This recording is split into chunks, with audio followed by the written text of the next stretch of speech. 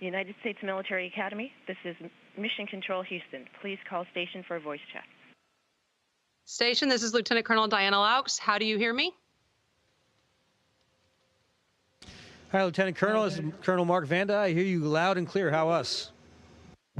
We hear you loud and clear as well. Over.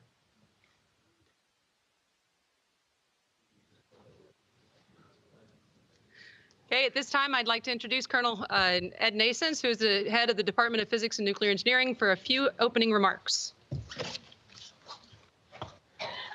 Well, crew of the ISS, it is really great to see you. Well, thank you for this great opportunity. My name is Colonel Ed Nasons. I'm the head of the Department of Physics and Nuclear Engineering. And if you spell out that acronym, P-A-N-E, I'm the head of the House of Pain. And you know we have fun with that. Well, first of all, I'd like to say, usually there's a delayed response to that. First of all, let me say we hope that you all had a great Thanksgiving for you and your families. I saw pictures of your Thanksgiving dinner, and I believe I may have had it better with MREs in Afghanistan. Those little cubes, there's just no way you can make those cubes look like a turkey. I think you're pretty brave for trying out that food. Well, in the season of thanks, we certainly thank you for your continued inspiration of cadets, staff, and faculty at West Point and to the world. Mark, you were an inspiration as an assistant professor in the Department of Physics and Nuclear Engineering, and you continue to do so from the International Space Station. We thank you and we thank NASA for what you do every day, advancing technology and pioneering aeronautical travel into space. We thank you for your bravery in accomplishing the ISS mission. We also thank you for the opportunity to ask you questions, knowing just how busy you are every single day.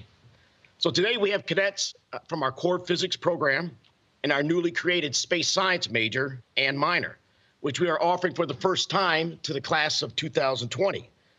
We are teaching 4 new courses in the major to include aeronautics, space science, astrophysics, and astronomy, and integrated with science, engineering, and humanities, will offer a great foundation for our next generation of Army space cadre, and maybe for future astronauts. We're also fortunate to have here today the Dean of our Academic Board, Brigadier General Cindy Jebb. Now, the lecture hall is packed, and we are ready and eager to engage with you. So let me say thanks again. Thanks again for all you do every single day. We appreciate your great sacrifice. You certainly have the right stuff, to steal a cliche, but you represent what right looks like. And we thank you for this great opportunity. So what I'm going to do now is I'm going to turn it over to Lieutenant Colonel Laux, who will introduce the questioners, and we'll get on with the question and answer period. But again, welcome to the House of Pain. It's great to see you. Thank you.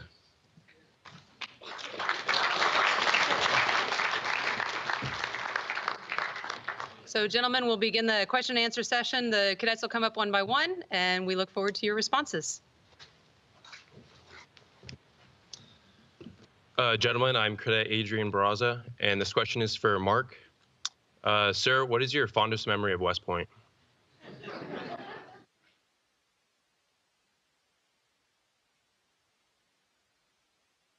My fondest memory of West Point is actually over the summers going to the concerts just on the edge of the plain there, hanging out with my family and really enjoying that beautiful place. I know as cadets you don't get to appreciate it quite the same way that assistant professors and professors do, but you really are in an amazing part of the country, and you're very fortunate to be at that place right now.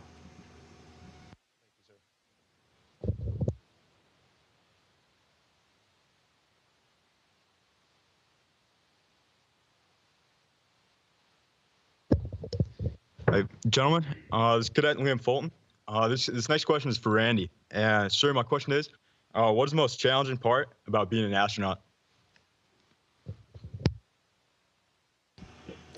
Obviously, as a Marine, the biggest challenge is working with Army people. I figure I get to say that. My father was in the Army, so each generation tries to improve on the previous one. So, you know, I get to make comments like that.